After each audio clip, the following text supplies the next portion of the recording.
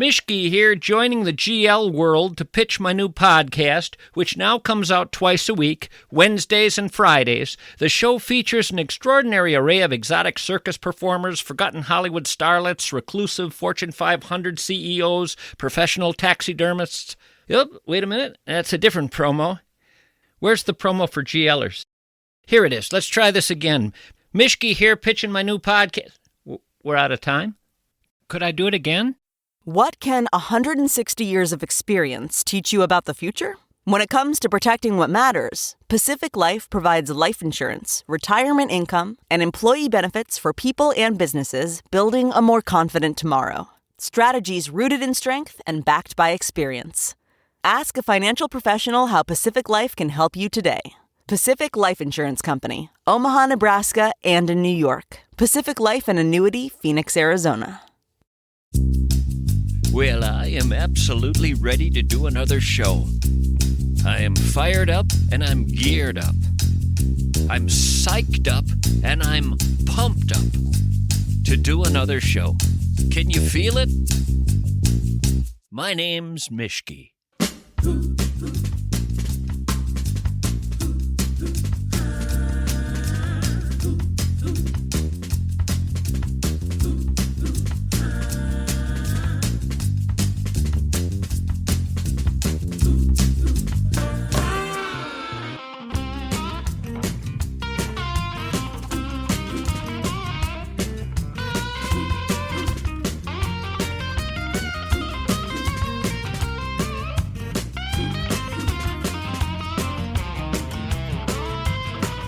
I'm a podcaster.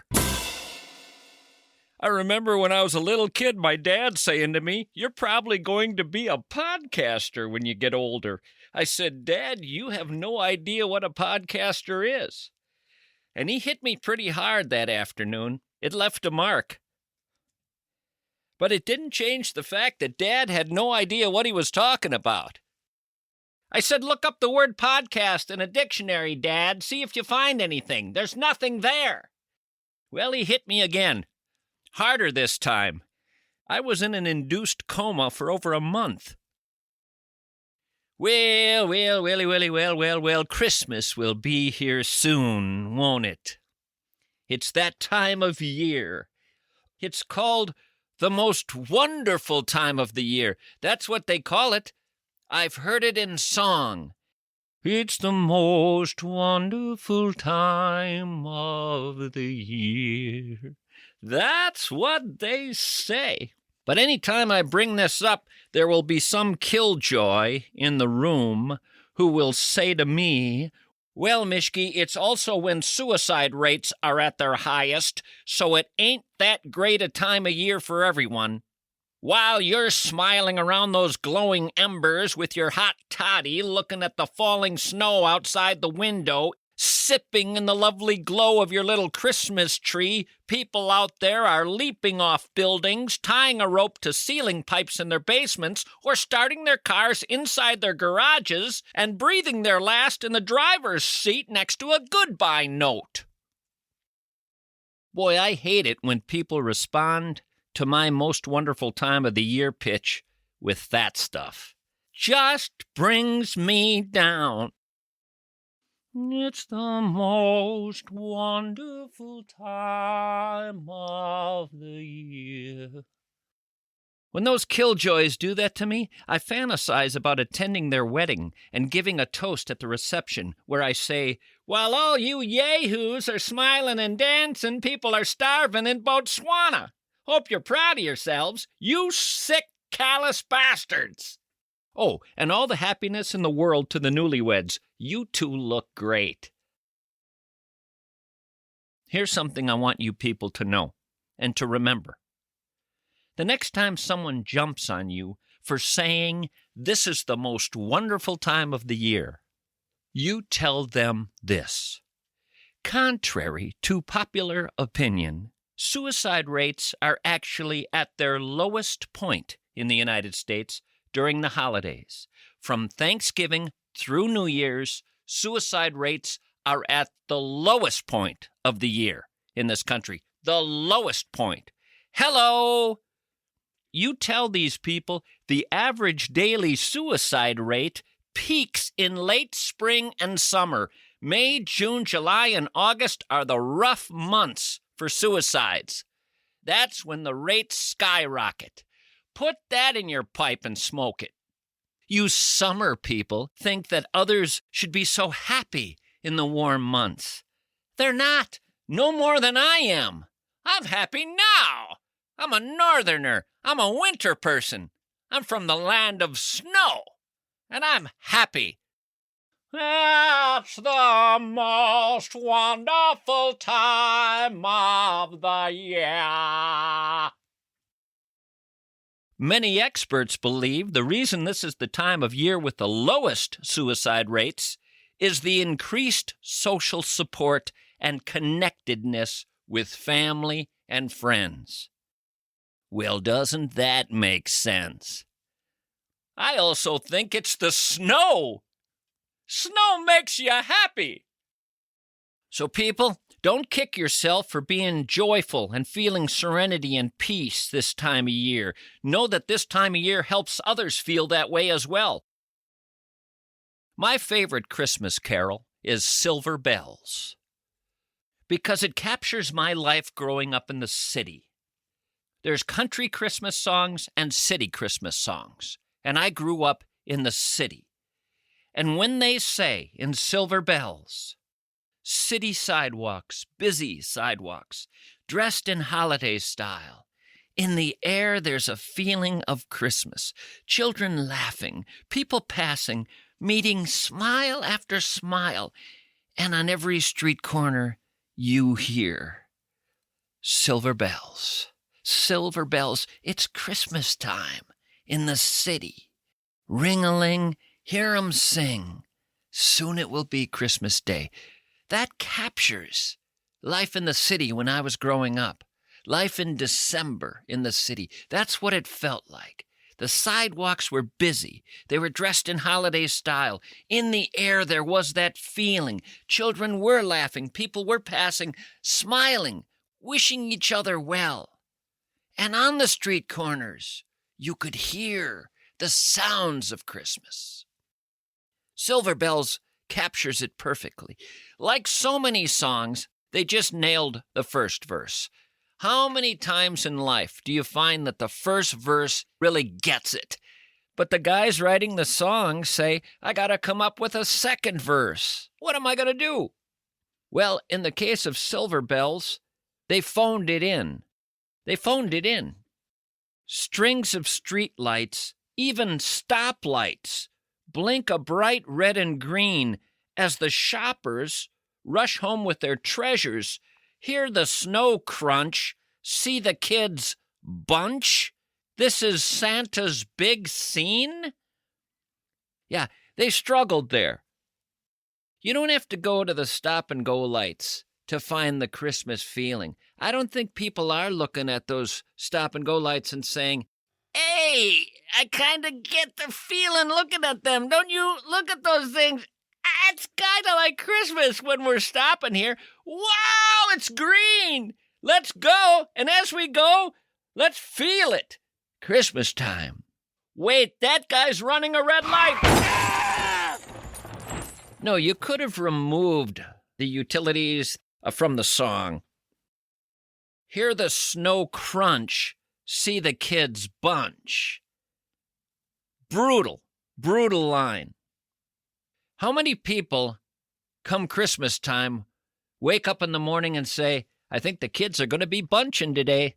This is a kid bunching day. Hey, honey, look outside. It's Kid Bunch City, isn't it? Why, it sure is. Look at them bunch. No, that was a bad verse. But again, it's a second verse. People often struggle with those. I don't know if you people are aware of the second verse curse. It's a real thing. You see this phenomenon all over, and people talk about the second verse curse. You can find people who try to help you get away from the second verse curse as a songwriter. There are people out there who actually get hired. They come to your house. They help you with the second verse. You finish the chorus in the first verse, and you feel stuck. You don't know what else to say. You don't know what to write about, and you start feeling like you won't finish your song. I'll show you how to solve second verse curse. I'll show you how to avoid it entirely in the future, so you don't have this problem ever again. The chorus is usually about emotions. What does the song make the audience feel, or what is the singer or narrator of the song feeling? And the verse is where you write details of the story. The second verse curse hits you when you don't have a story figured out.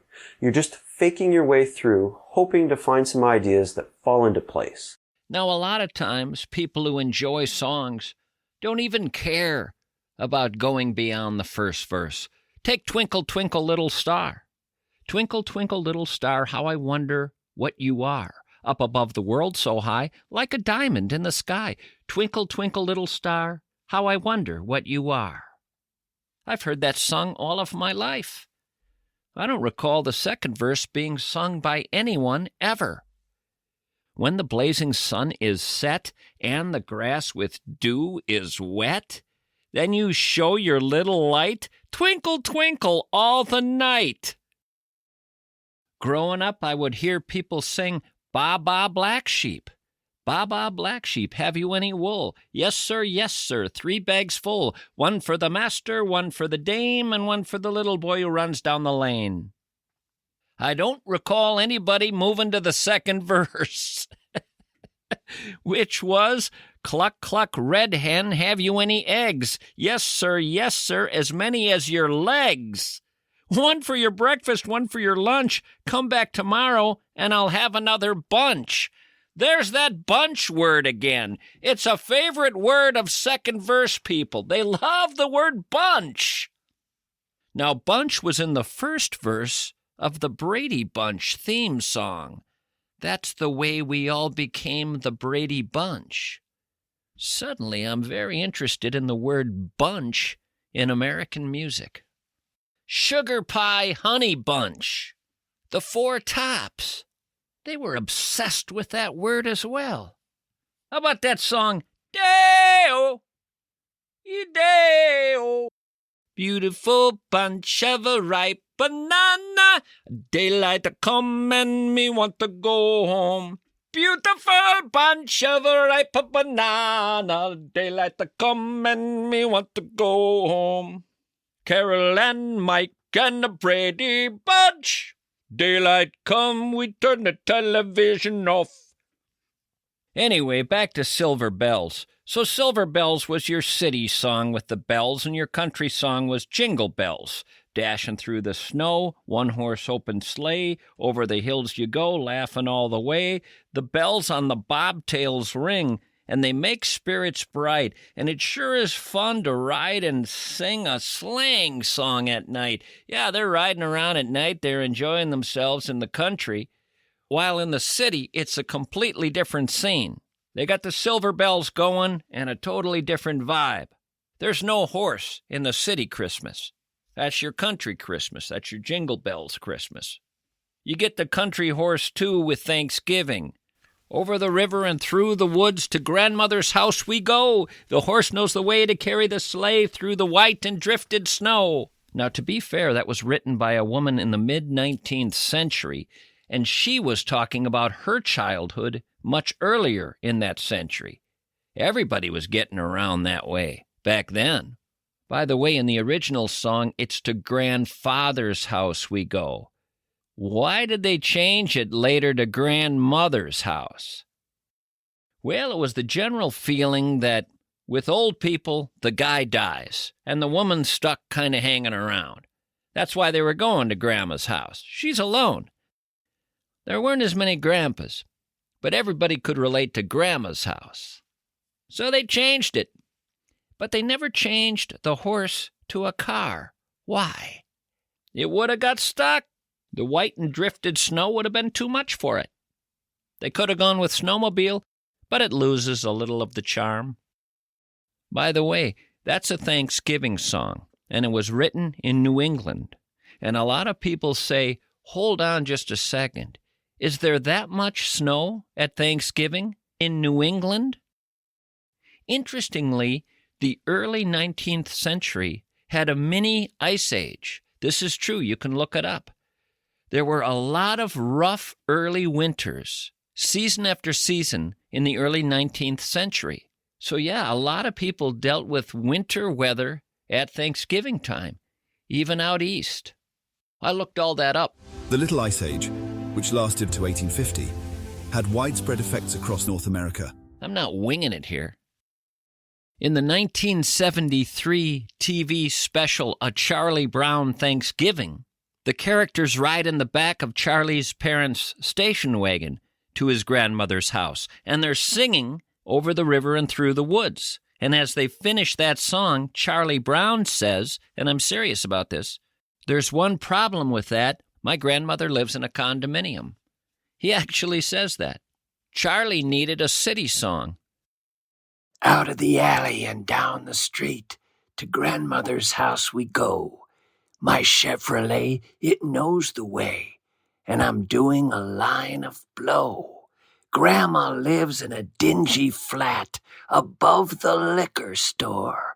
Mama died, so we don't go to Mama's anymore. It's a little gritty, Thanksgiving in the city, but hey, what you gonna do?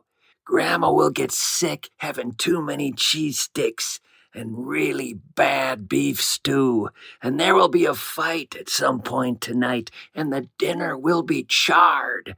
But this is the city, and yeah, it's a pity, but this ain't no Hallmark card.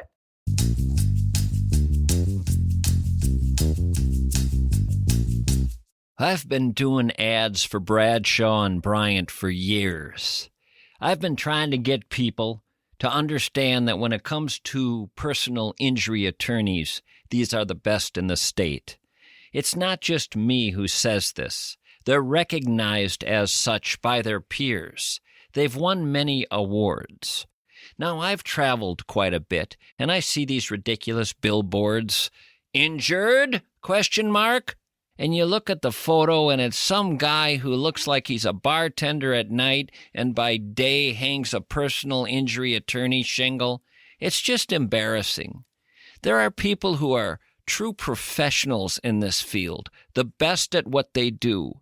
What I love about Bradshaw and Bryant is you call them up, you make your case. Over the phone, they'll tell you whether or not they think you have a case. You're out nothing. If you think you've been injured unfairly, recklessly, callously, that someone is to blame for what's happened to you and there should be compensation, contact Bradshaw and Bryant. Go to MinnesotaPersonalInjury.com. Stop me if you've heard this one before. Your father thinks it's 1952, or your mother doesn't recognize your face. And there's a 22-year-old in scrubs at some senior facility, frustrated, trying to redirect them back to their room. It's not a pretty picture at this place. You're not happy. Here's what you need to know. There's a place that only handles memory care. It's not assisted living with a memory wing, not a nursing home that also handles dementia. It's the Wellshire of Bloomington and Medina. The Wellshire built 4 separate environments for the 4 stages of Alzheimer's or dementia, because your mother in stage 2 does not belong in the same space as someone in stage 4. At the Wellshire, they have a town square vibe with an ice cream parlor, cinema, salon, barbershop, courtyards, professional musicians on staff, not volunteers, professionals, paid to be there. The Wellshire of Bloomington and Medina. When the person you love deserves more than a hallway with a handrail.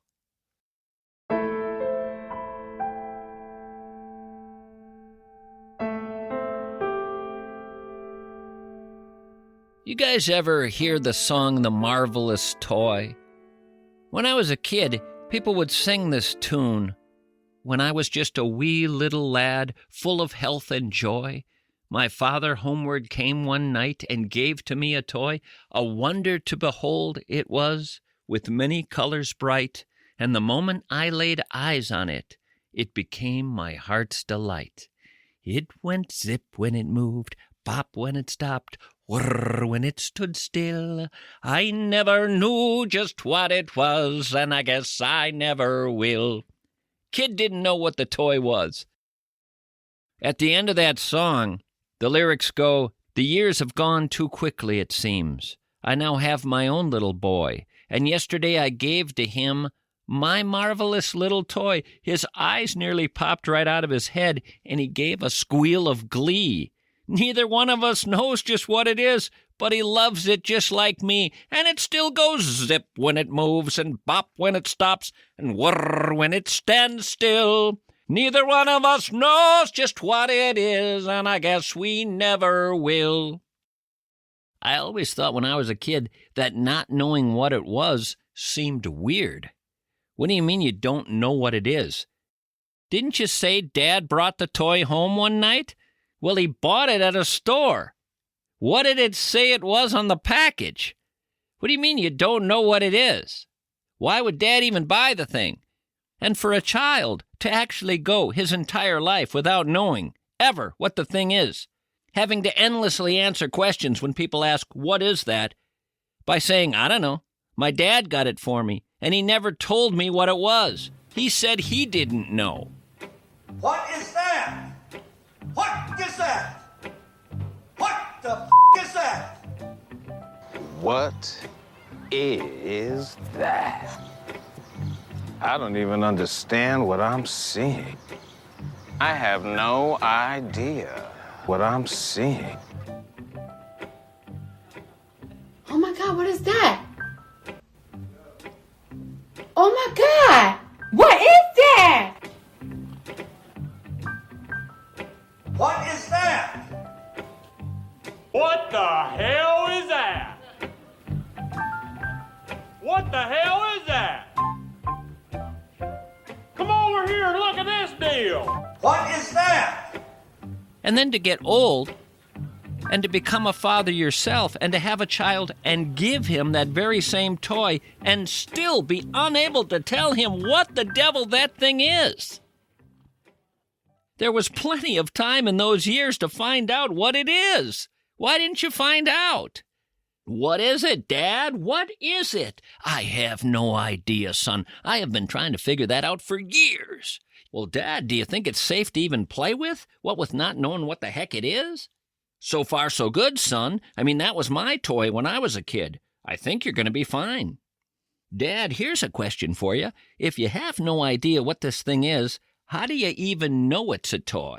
You call it a marvelous little toy. What business do you have saying that, Dad? You don't know what this thing is. Where exactly did you get it, Pop? We know absolutely nothing about this, and it makes me extremely uncomfortable. Do you have anything else you could give me to play with instead of that? That damn thing gives me anxiety. I'll tell you what worries me, Dad. You came out of a time when you were a kid when kids didn't have a lot of toys to play with. When you were growing up, what? You played with sticks, called them guns, you played in the mud, you had imaginary friends. Isn't that what your childhood was like? I'm not sure you even were aware what a toy really is. I'm going to ask you to put away that marvelous little toy and give me something else for Christmas. What else do you have to play with? Anything? Well, son, I just have this. And what is that, Dad? Do you at least know what that is? Oh, yes, now I do know about that. That's something I can name, son. That's a live hand grenade. Does it go zip when it moves, Dad, or bop when it stops? No, son, it does not. It's silent as it sails through the air, but when it stops, it doesn't go bop as much as it goes kaboom. Can I take it to the park, Dad? Sure you can, Billy. If any of the parents ask, you tell them it's mine, and that I said you could play with it. Tell them I brought it home from Vietnam. Had it with me at Khe Sanh, didn't end up using it. Can I blow something up with it, Dad? Sure you can, son. It'll take care of business for you. What are you thinking of blowing up? Dad, I was thinking about blowing up playground equipment.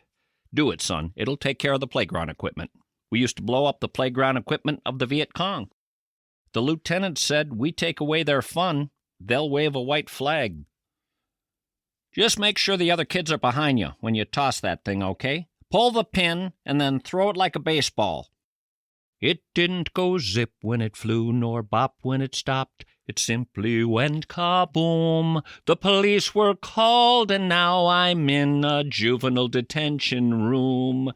They asked where I got a hand grenade as they phoned my mom. I said it was a gift from my old man, and it came from Vietnam. But it didn't go zip when it moved, or bop when it stopped. It only went kapow. And I was sent to Boys Town, and it's where I'm a-living now. Well, let's spin the big listener wheel and find out who we're going to call today. Somebody out there in listener land? What is it like in listener land? You people should let me know sometime. You can text the show at 651-321-8949. That's 651-321-8949. You can also email the show, Mischke at hubbardradio.com. That's Mischke at hubbardradio.com. I like hearing from you people. Let's see who's next on the docket. Spin the big wheel. Ho, ho, ho, ho, ho. Okay, I'll make that call. Very good, very good.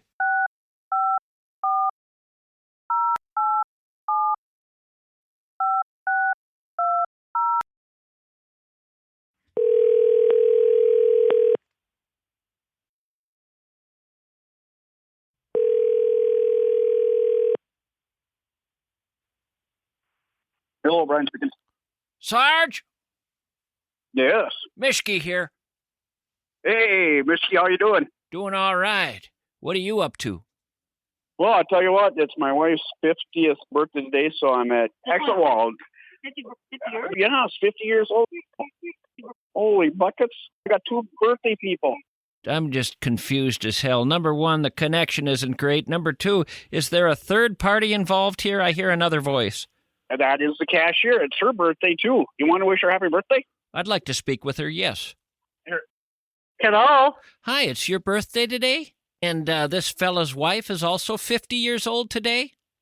Yeah. And the two of you don't know each other? No. I'd like to fly both of you to Costa Rica for free, a 2-week vacation. Are you serious? I never lie. You and this other gal, I'd like to put on a plane. I don't know what you got going later today. I'm going to Costa Rica for my birthday. Yeah. Your wife, I'm going to go to Costa Rica. He can't go. You got to let him know that he has to stay home, but the two of you are going to have the time of your lives.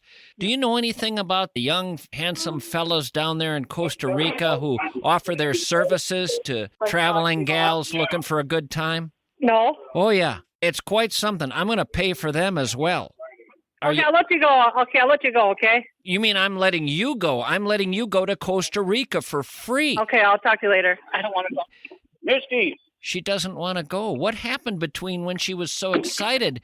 Does she have windows in her house? Does she not see what's going on outside? I take it you're not next to her any longer. I had to walk out of the door. Was it getting a little weird? It was getting just a little weird, but that was okay because I'm actually on layover driving bus. And you know what? 2 weeks ago, me and my daughter, she just turned 8. We went and visited somebody by the name of Father Jerry Mischke. Father Jerry Mischke, a relative of mine. My brother Jerry is named after him. I know Father Jerry. Where'd you run into him? I kept in contact with him over the years because he had fixed one of my late wife's relics, an old rosary, and so I kept in touch with him over the years. Wait a minute. You went to a priest for a rosary repair? There are priests out there that offer their services in rosary repair? Well, yeah, I was at this bookshop in St. Cloud, and there was this little phone number on there, rosary repair, and then it said Father Jerry Mischke, and I'm like, I think he might actually help me out in this situation. Then I asked him, I said, are you related to Tom Mischke? And he said, well, yeah, that's my nephew, I think is what he said. I think he said nephew. And I talk to him every now and then, he said. How old is he? 84. So he's losing his eyesight, but otherwise he's doing really well. How'd he do on the rosary repair? He did a magnificent job, and of course that would have been about 15 years ago. So now he's living in a house just for retired priests. When I was over there, he had a house cleaner there cleaning his apartment. I always remember growing up when I'd visit my uncles who were priests, and I had a lot of them. There was Jerry, there was Father Fritz, there was Father Bernard, Father Benno. I always remembered their cleaning people. I'd be at their place and there'd be a woman cleaning. And I'd say to them, that's all that's going on here, right? You know? Mm-hmm. And they kept finding more things for her to clean. It got ridiculous after a while. I mean, all of a sudden they're in the attic grabbing old knives and forks to polish just to keep her around. But they were lonely. I do kind of catch on to that loneliness, you know, and I guess that's why I pop in and visit them from time to time. So what are you doing with your life? I'm driving transit bus for St. Cloud Metro Bus. That means I pick people up and I drop them off in a safe and friendly manner. Are you driving a city bus? Yep. Now, you go way back. I remember you from the early days at KSTP. When did you start listening? That would have had to been probably right around the year 2000, maybe 1999. I was driving in the squad car there in Dassel, Minnesota. And you were a small-town cop. Yep. I was a deputy sheriff out in South Dakota before that, and then after Dassel, then went down to the big cities, St. Louis Park. I was there for 13 years. You were a cop in St. Louis Park for close to 13 years. Yep. Now, as I recall, you were connected also with the military. Went over to Iraq in 2004, in the fall of 2004, and then came back in late November of 2005. So we were over there in big-time Baghdad, I think I called it. What was big-time Baghdad like for you? A little balmy, if you remember. Yeah, there's bombs always going off, you know, and helicopters flying over. We did have 3 of ours, February 21st, 2005. They got killed off the same explosion, an IED. 3 of your fellow soldiers. Yep. One of them I worked with, actually, in the St. Louis Park Police Department, David Frederick Day. In fact, in Sartell, they even have some sort of apartment complex named after him, which is right across from the Boy Scout troop, which makes sense because he was big into Boy Scouts. It must be connected somehow. Yeah, and then there was Lieutenant Timmerman and Staff Sergeant Jesse Lodka. Yep. Any close calls for you? I think the closest call was when there was 2 mortars that came in, and one, it was getting closer and closer. I'm like, I think that one's going to miss, and it did. And then I heard another one coming. I'm like, oh, that one's going to be kind of in our area. And sure enough, it was. And you know what? It actually penetrated the shelter that we're supposed to run into when the mortars were coming in. And nobody went there. They all just kind of hunkered down where they were at. Nobody went there. And it blew a big hole in probably 6-inch concrete and rebar. The mortar did. Oh, it was just horrendous. But nobody got hurt. Nobody was there. It just kind of shook our geological jurisdiction there. So had you gone into that shelter, you could have been killed. Oh, yeah. But, Mischke, I got to jump back on the bus before, so I still have a job. No, I don't want to keep you from your work. It's just great talking to you again. Yeah, thanks for calling. I didn't recognize the number, and I thought, gee, do I answer? Could it be an old girlfriend? I don't know. I was a little apprehensive in answering it. So when you said Mischke, I'm like, oh, thank God. Tell your wife Mischke wished her a happy birthday. I will tell her that. I'll say happy birthday from Mischke. In fact, if you want, I can text her her number. That's what I'm doing all day today is I'm having everybody that I can think of on my phone list text her happy birthday because she was crying this morning because she didn't feel loved enough. Oh. Yeah, Well, I tell you what you do. Give me your number. I'll edit this so people don't get her number, but give me your number so I can text her. All right. What's her name? Marianne. It's Marianne. All right, Sarge. Great talking to you. Right. I'll let you go. Yeah, thanks, Mischke. All right, thanks. Take care. Merry Christmas. So long. Merry Christmas to you.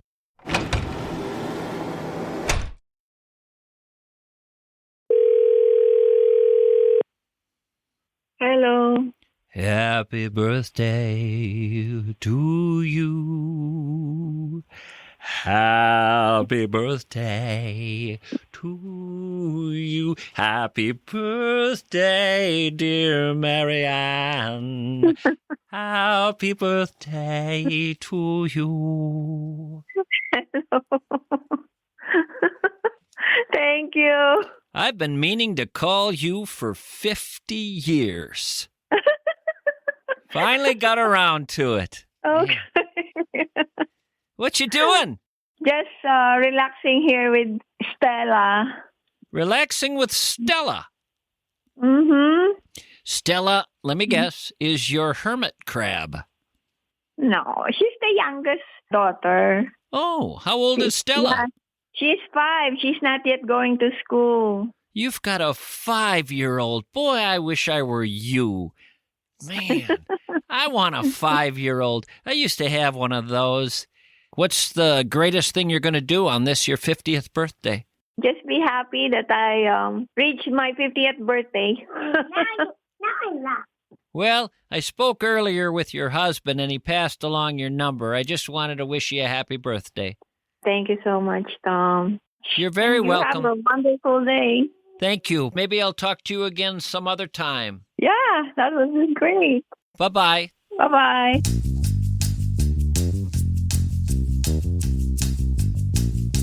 Okay, I want you guys to do me a favor. I'm serious here. If you have called Josh Arnold, will you text me? I'm quite serious. I've been doing ads for Josh Arnold for several months. Josh Arnold, the investment advisor. I'm going to ask a favor of you. In all of the ads, I have suggested you give him a call, that he offers people 48 minutes free on the phone to talk about their retirement plans or their investments or their IRA or their 401k or their mutual funds, whatever. No obligation, no strings attached, just a phone call to talk to Josh. And if you like what you hear, maybe you'll talk to him about ways he could help you further. But you're certainly not obligated to do that. What I want, and what I'm asking you, I want to know if you've dialed up 952-925-5608. Would you text me and let me know if you've done that? I am trying to find out about your experience. My number, if you text me, 651-321-8949. 651-321-8949. Would you let me know? If you don't want to text me, you can email me, Mischke@hubbardradio.com.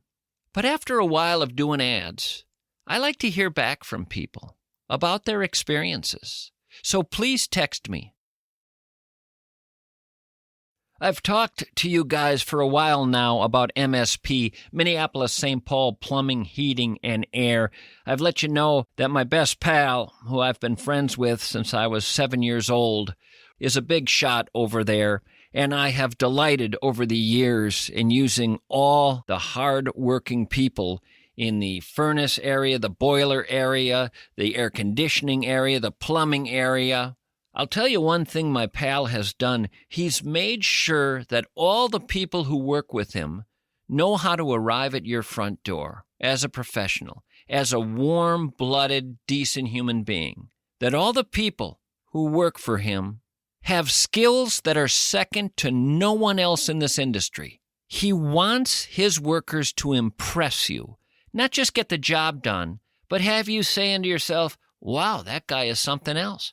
That's the bar. The bar's high at MSP. At Minneapolis-St. Paul Plumbing, Heating, and Air, they want to leave afterward with you saying, whoa, got to remember to hang on to that number, Minneapolis-St. Paul Plumbing, Heating, and Air.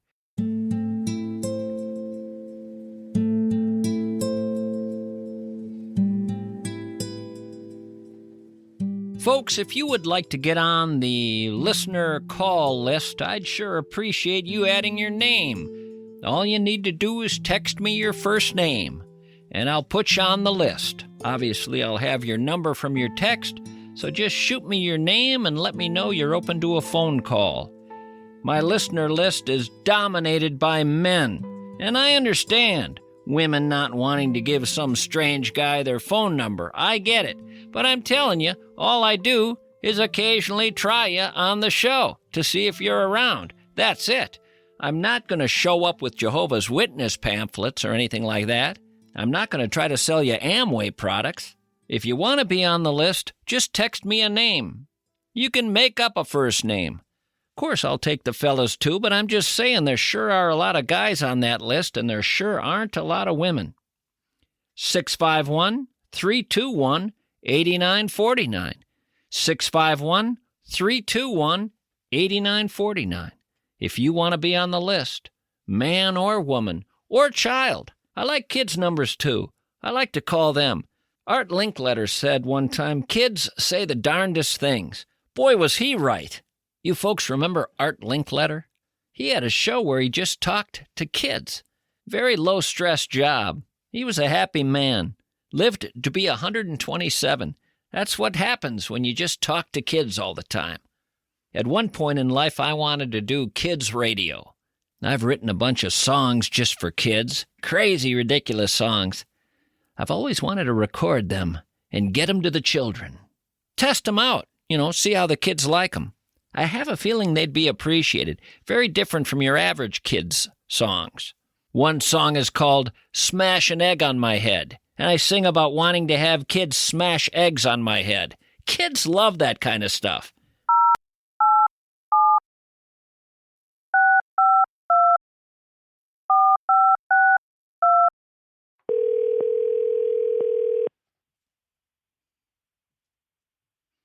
Hello? Well, hi there, kitty.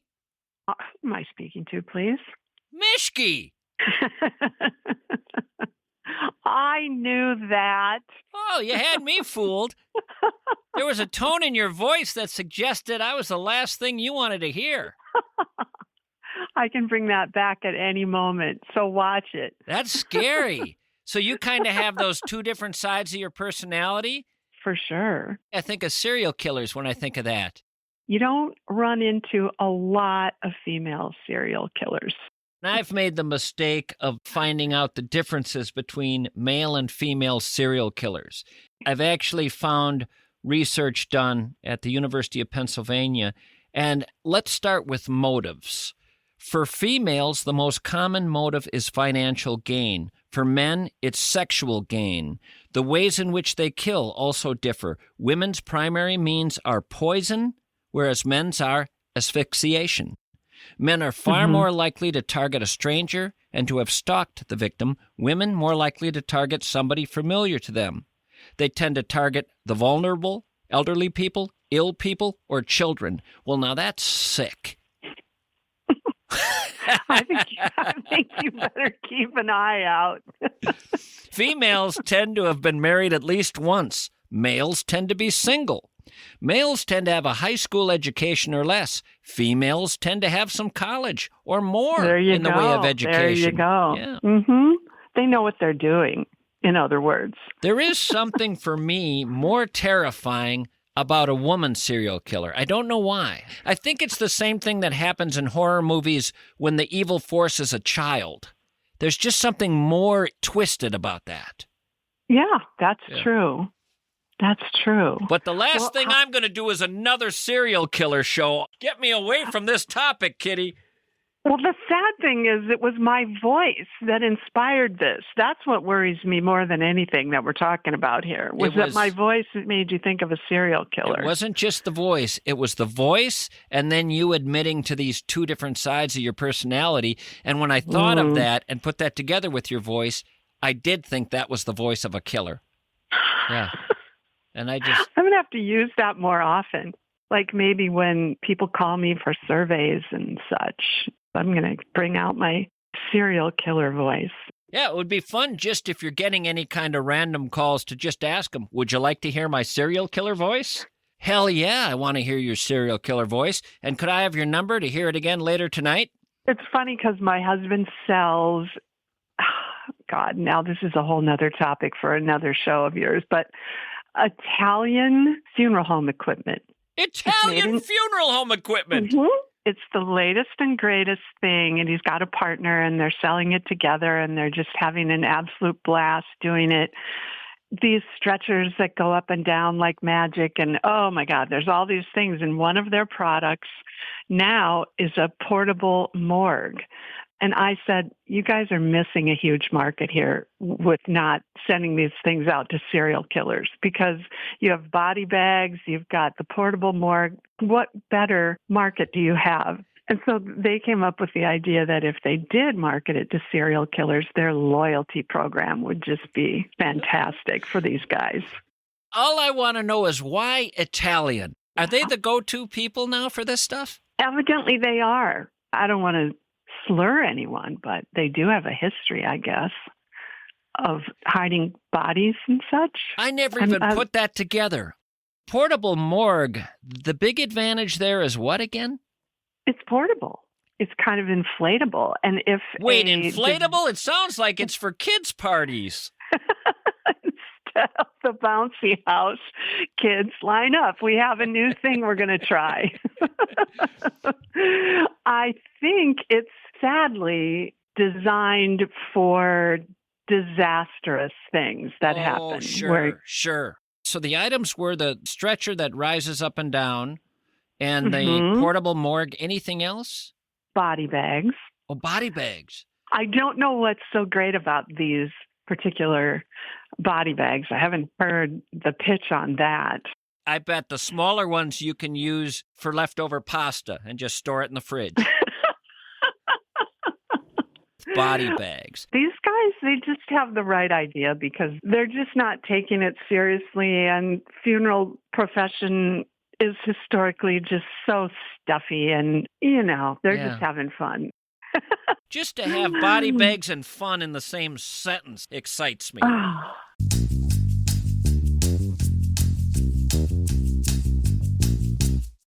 You have a business that needs industrial pressure washers. You need wash-based systems or mobile wash systems or hot water pressure washers or cold water pressure washers or hydro-excavating tools. I have tried to get across to people over the months that American Pressure of Robbinsdale is the only place anyone who uses pressure washers should ever need to have as their go-to pressure washing operation. Sometimes it's just about parts. You need valves, you need pumps, you need nozzles, you need hoses. Sometimes it's a revamping of your whole system. You need advice, you need ideas. Sometimes it's as simple as having a service van come out to your place and do a simple repair. And sometimes it's about having people come out and show you how to redo this whole operation when it comes to pressure washing. Save yourself tons of money. Work happier, work more efficiently, and American Pressure will train your people in how to use this revamped system. They're problem solvers, and they have been in this business since pressure washers first were invented. American Pressure.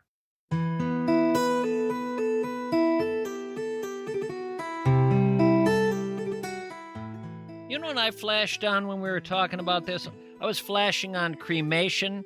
I found myself wondering if there aren't some people who say, I like cremation kind of. Not completely, but I sort of am okay with it. Could I cremate 80% of my deceased husband? By that I mean, could someone say, how about from feet to neck and we hang on to the head? Has anyone at a crematorium ever had that question posed? And I'm serious here. Why would you want their head? You know what a lot of people say is they have problems with the person being burned up because they love that person and they want to feel that that person is in some way still around somehow. Well, the face is really the part that they connect with. I mean, when you lose an arm, rarely do you hear a spouse where a husband loses an arm say, you're just not the same person I married, or a leg. But you lose a head, there's no connection to that person anymore. So I'm thinking you go to a crematorium, you say, not only do I want to preserve the head, I should be getting a deal on that. One of our friends worked several of them do, but worked in a crematorium, and during the process, there is something that you have to clamp down before you turn it on.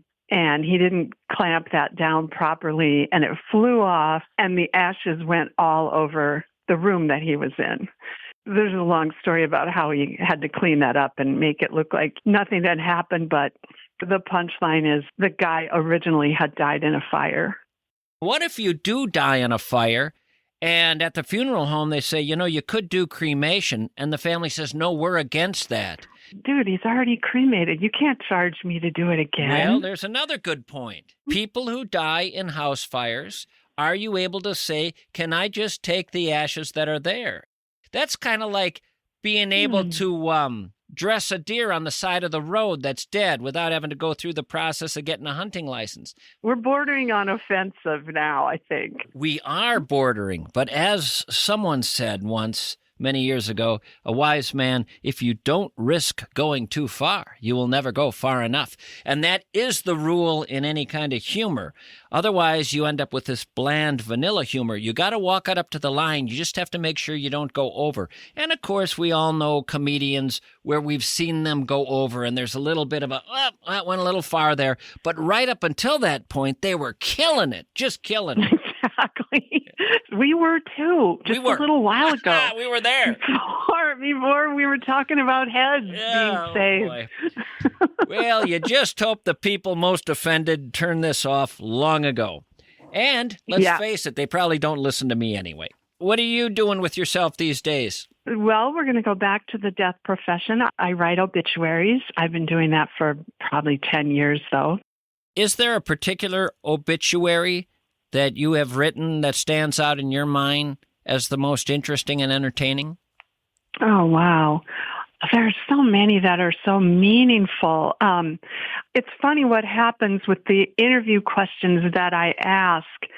I get these incredible stories out of people, and then they say, but don't put that in the obituary. Of course. I call it the shadow obituary because that's the funny one.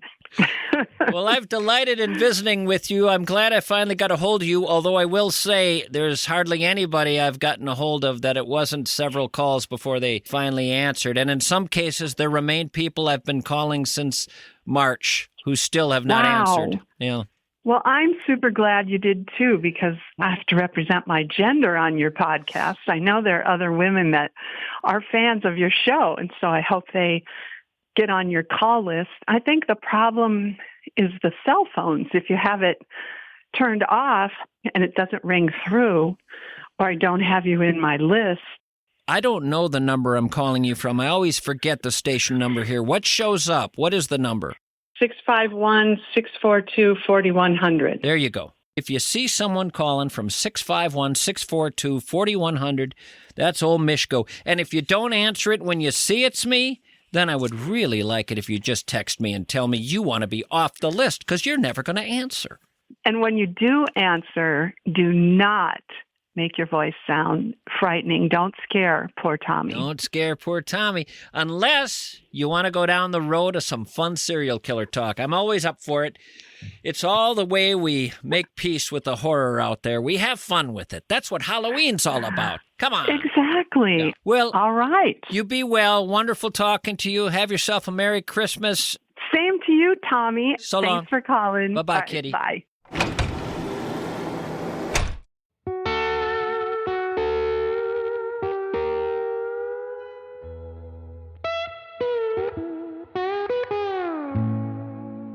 So we actually tracked down a female listener.